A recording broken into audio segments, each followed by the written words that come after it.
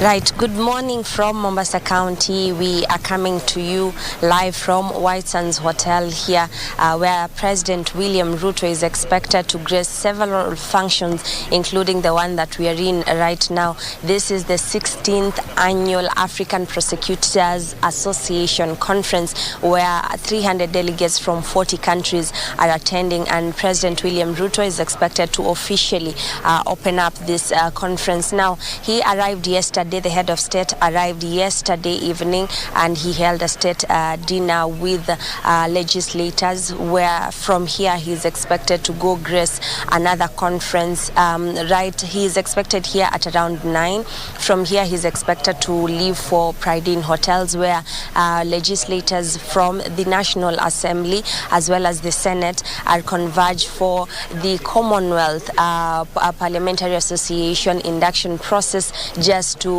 exchange notes with Commonwealth legislators who have come into the country to share notes on parliamentary procedures as well as governance in those particular countries. So the head of state will be here at around 9.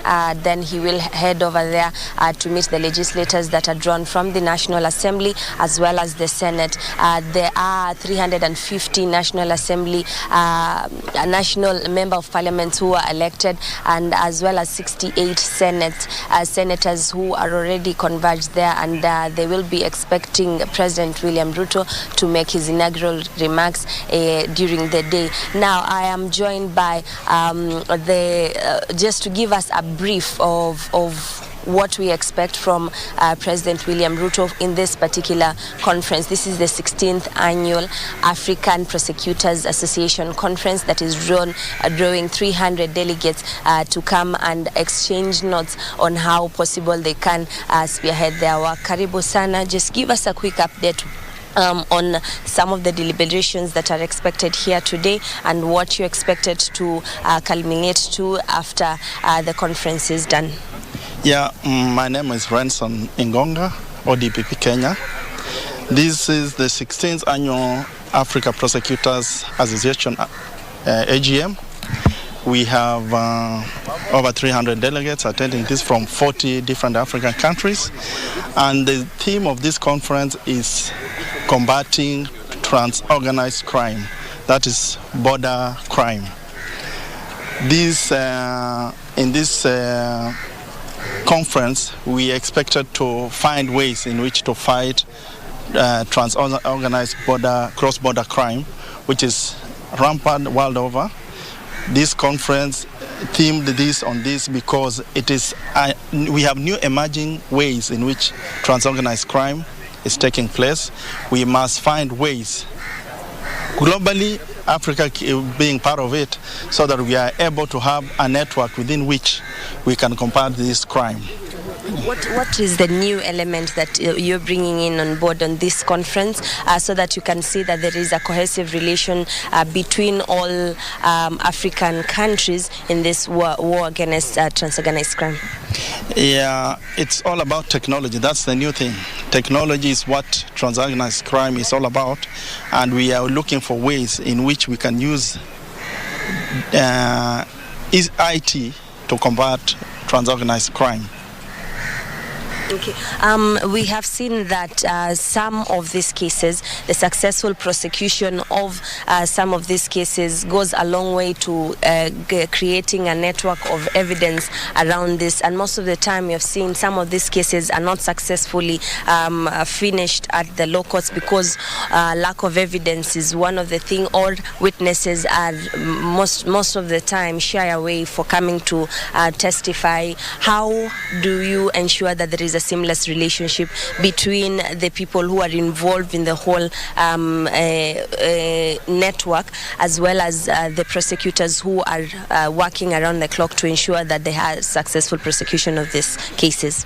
Yeah, to start with, it's all about preservation of evidence. That is the most crucial. Once it is collected, preservation is key to successful prosecution of a transorganized crime. This includes the main witnesses. Most of the main witnesses are coerced not to give evidence in such cases. What is happening now with witness protection agents here in Kenya? Most of those witnesses who are vulnerable, who are threatened, are placed under protection. The other element is about speedy trial of these matters. What we've done is, if we have witnesses whom we think can easily be compromised, we make sure they testify as fast as possible so that they are not compromised along the way. Then again, when it comes to IT, most African countries now are embracing IT on this line, and they cooperate whenever we want information which is digitally transmitted through their countries. They cooperate so that we are able to get that evidence through mutual legal assistance. Finally, the head of state is about to arrive, and he's about to officially inaugurate this conference. As prosecutors, as the office of the ODPP, what are some of the commitments perhaps you expect the president to address as he comes to grace the occasion? Yeah, it's all about what we expect is more financing so far as transorganized crime is, because without finance, it's a very expensive area to prosecute and even investigate. So we expect that we will be funded for transorganized crime. Okay.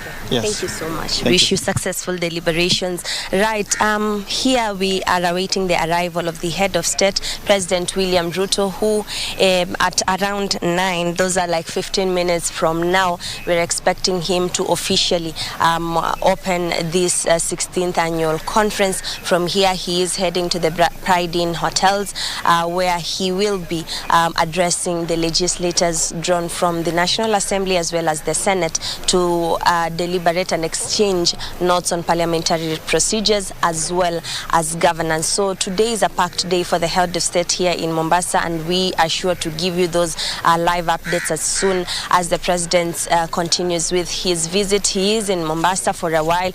We are yet to get his full itinerary. However, we understand that he is here for the next 2 days. He will be having a beehive of activities from Mombasa County. So as soon as he makes his way here, we will give you those live proceedings. But for now, I hand it back to you in studio from Nairobi.